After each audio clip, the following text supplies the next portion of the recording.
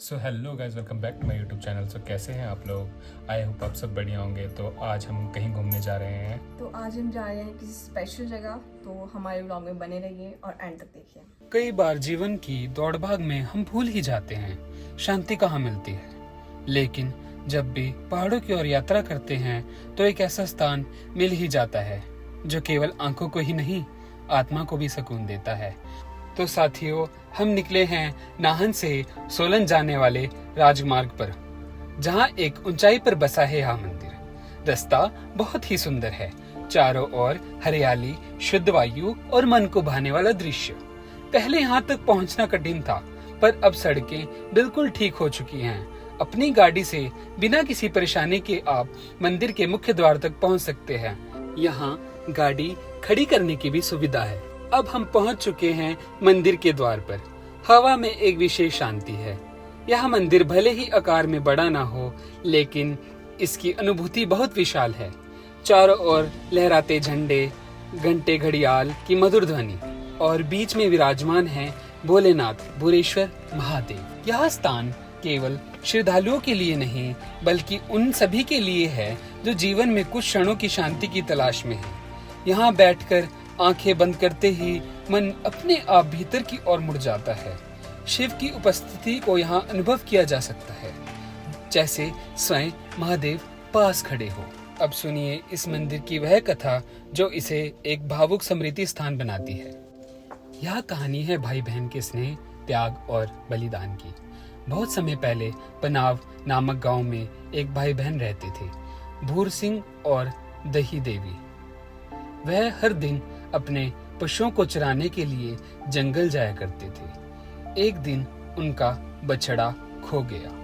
जब वह बिना बछड़े के घर लौटे तो उनकी सौतेली माँ ने उन्हें बहुत डांटा और कहा, जब तक बछड़ा नहीं मिलेगा घर मत आना। भूर सिंह उसी क्षण जंगल लौट गया अपने बछड़े को ढूंढने, लेकिन फिर वह कभी घर नहीं लौटा।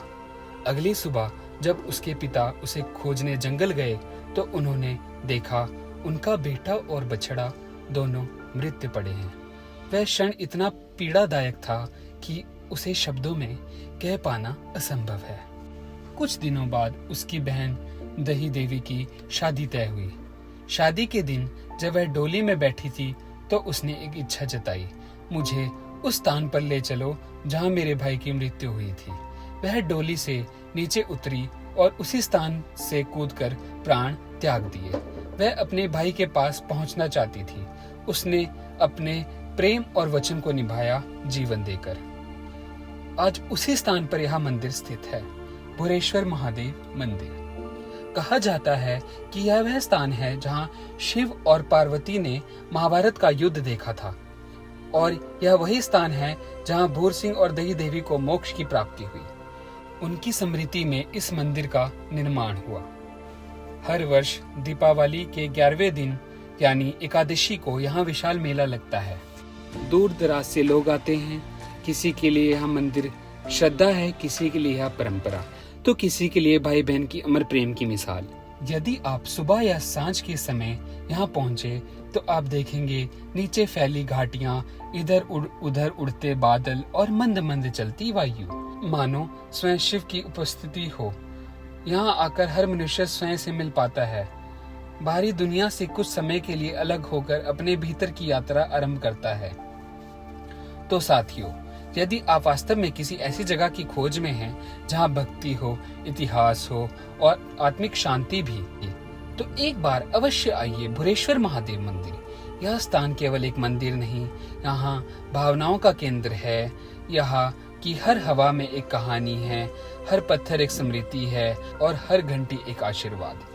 यदि यह यात्रा आपके मन को छू गई हो तो कृपया इसी प्रयास को सराहें और बताएं, क्या आपने कभी ऐसे स्थान की यात्रा की है जहां आपको ईश्वर के साक्षात दर्शन की अनुभूति हुई हो।